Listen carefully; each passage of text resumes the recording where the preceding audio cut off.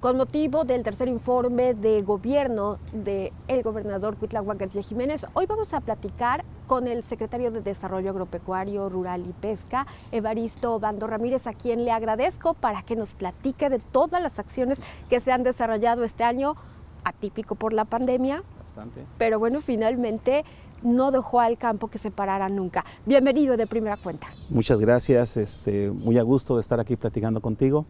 Y sí, efectivamente hay mucho trabajo realizado en el sector primario.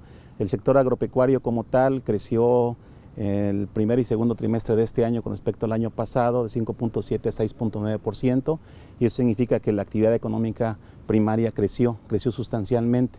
Y de hecho creció básicamente por un efecto de elasticidad precio-oferta de la demanda, por la gran demanda que se tuvo del mercado americano en bovinos, leche, en en carne porcina y aves. Básicamente es lo principal que se movió, pero además la economía local también creció, pues, o sea, son las otras dos cosas, pues es el único sector que en la economía creció sustancialmente, ¿no? Entonces hay mucha actividad de fondo. ¿Qué es lo que hay? Hay una confianza de los productores en el tema de la producción primaria, y la verdad es que también hay un efecto interesante cuando los jóvenes y la gente que normalmente estaba en las ciudades estudiando se regresó a las comunidades y se sumó a la actividad primaria. También entonces, es una cosa interesante. Que también esto se lo debemos a los programas federales que se están implementando en el campo. Así es, hay un arraigo de los productores en el sector primario y hay un incremento de producción. La verdad que si uno empieza a conocer y a recorrer el sector primario del estado, uno pensaría, bueno, pues normalmente es un solo ciclo, el primavera-verano, donde más se produce, pero también hay un reconocimiento que en algunas regiones del estado hay dos ciclos que se manejan independientemente que haya temporal o haya buenas lluvias, que de hecho hay buenas lluvias. Este año es un año muy bueno, y se siembra más o menos de mayo a junio, que son las siembras de primavera-verano, y en octubre, noviembre hay otras siembras, ¿no? Y entonces hay un sector primario de la producción de autoconsumo y de ventas de pequeños excedentes. Yo recorrí hace un par de semanas, por dar un ejemplo, la zona de Tempoal y Chalma, y donde veíamos que la gente está preparada, por ejemplo, para Todos Santos ya prácticamente, porque ya cosechó lo de primavera-verano y ya sembró el maíz nativo, ¿no? Entonces los maíces nativos en aquella zona andan en 15 pesos, cuando se galmez los maíces blancos los paga en 5.7 pesos.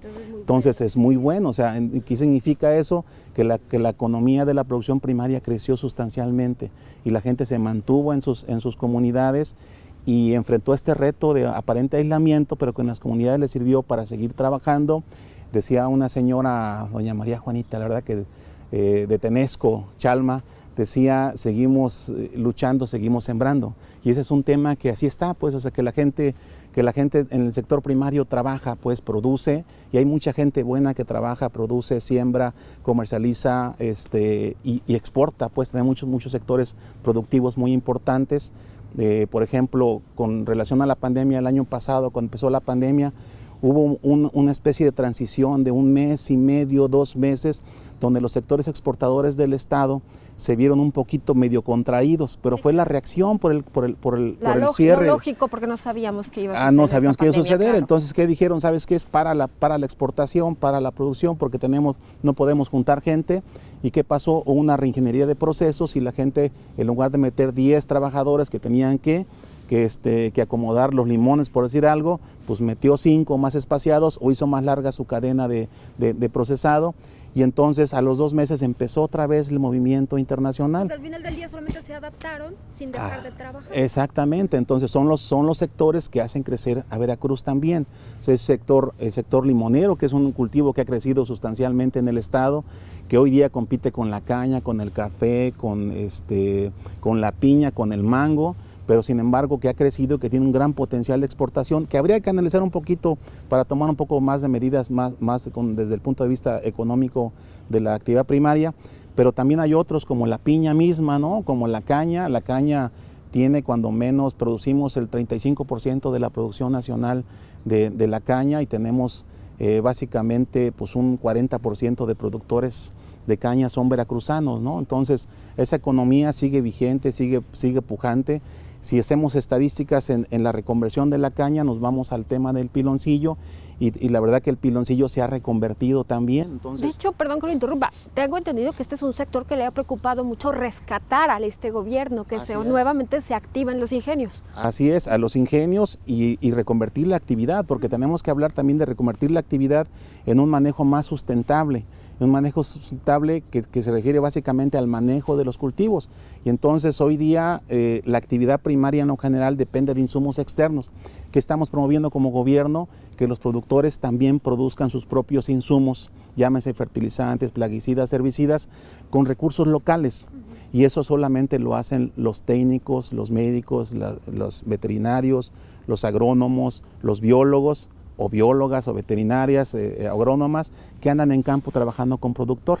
Luego a mí me decía el gobernador, ahora que tomé posición, me decía, ingeniero, yo necesito que profundice la transformación del campo. Y yo le decía al gobernador, la única fórmula que hay para trabajar cerca de productores es trabajar en comunidad. Es trabajar con el productor en la finca, en la parcela, en el predio, en el rancho, y por eso están esos técnicos que trabajan de la Secretaría, que trabajan en comunidades, y que en el caso de la actividad cañera, hace unas 3 semanas fuimos a un evento de manejo agroecológico de la caña, y la verdad que los técnicos, gente del INIFAP, técnicos de la SADER, técnicos de la SEDARPA, están trabajando en esa reconversión productiva. Digo, y eso le aparejamos el tema del piloncillo, pues la verdad es que también es una alternativa al piloncillo.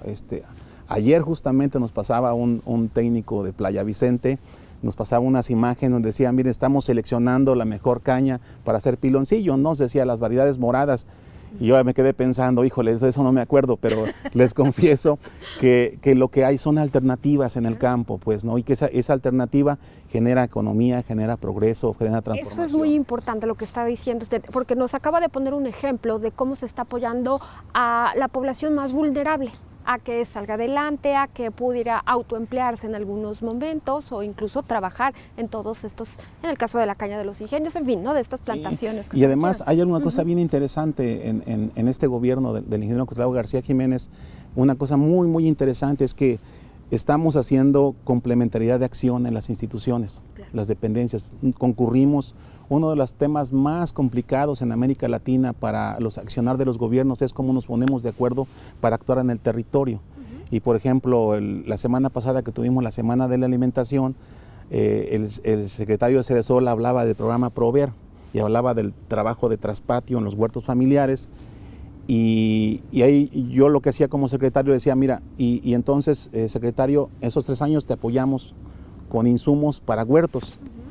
Pero también este año estamos partiendo, saliendo del huerto, del traspatio, estamos entrando a los sistemas productivos predominantes, que esa es la parte que le toca a la agricultura, al sector, a la Secretaría de Desarrollo Agropecuario.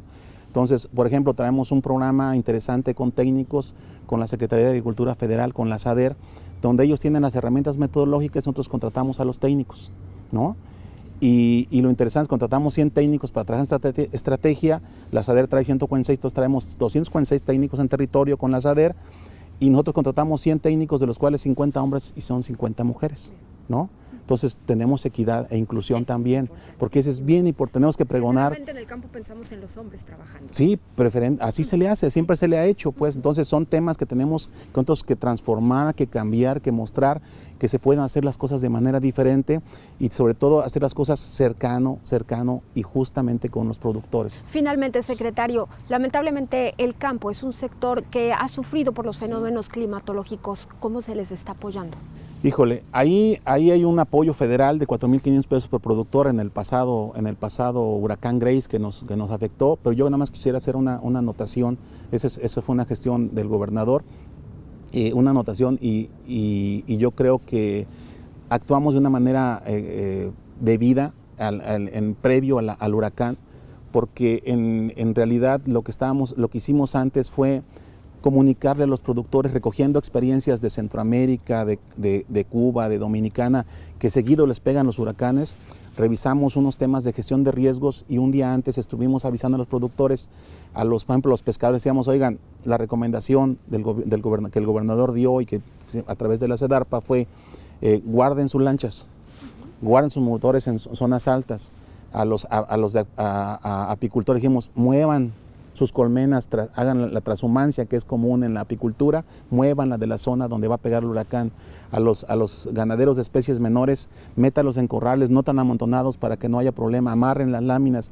Y una serie de prácticas, porque normalmente cuando viene un huracán lo primero que pensamos es, y recomienda Protección Civil, junten sus documentos personales, metan una mochila, una bolsa de plástico y busquemos un refugio, ¿no? Eso es lo primero que hacemos. Pero estas fueron medidas preventivas para el campo. Estas fueron medidas preventivas para el campo que no se había hecho, pues es una recomendación que dimos, que sabemos que eso pasa en otros países y que es frecuente y que era una cosa que era importante valorar. Ya en la contingencia, pues lo que sucedió después es que vino la tragedia humana, que es la inmediata, que ya tiene Protección Civil y todas las fuerzas de seguridad, y después empezamos ya a hacer verificaciones. Nosotros tenemos un seguro catastrófico, que lo que hicimos fue hacer el aviso de siniestro, y posteriormente 3 semanas más o menos empezaron a iniciarse las verificaciones en campo, un muestreo que se hace, pero paralelo se hizo por instrucciones del presidente una verificación con la gente de Sembrando Vida, que fue lo que derivó el primer apoyo, pues el apoyo sustancial de los 4.500 por productor, que ese era un apoyo único. Claro. Pues le agradezco mucho, de verdad hay mucho que platicar sobre el campo, se está trabajando mucho, realmente usted tiene poco que llegó a la dependencia y hay mucho avance que nos da mucho gusto poderle compartir al auditorio, así que esperemos poder platicar otro día largo y tendido. Sí, cuando gusto. Además, déjame decirle que cuando trabajamos en las comunidades con los productores, es muy reconfortante ver la expresión de aquí no venía el secretario, aquí no se quedaba el secretario en el taller, aquí no hacía la práctica del secretario con el taller, en lo general los secretarios. Sí. Entonces, toda esa parte nos demuestra que tenemos que trabajar cerca de la gente. Esa es la indicación del gobernador y la verdad que vemos resultados muy pronto, pues, ¿no? O sea, los cambios en la forma de hacer agricultura de aquí al futuro en un tema de sostenibilidad y sustentabilidad nos llevarán a que los productores produzcan sus propios insumos. Los mercados de fertilizantes se han incrementado muchísimo. Hace unas 3 semanas colapsaron 2 empresas transnacionales en Europa y se van hacia la alza. Y si dependemos siempre de los químicos, vamos a batallar mucho, ¿no? Y entonces, también con eso garantizamos alimentos sanos y inocuos, pues, ¿no? Que es lo que necesitamos además. Claro. Gracias. Gracias, secretario. Al contrario, nosotros seguimos con más noticias.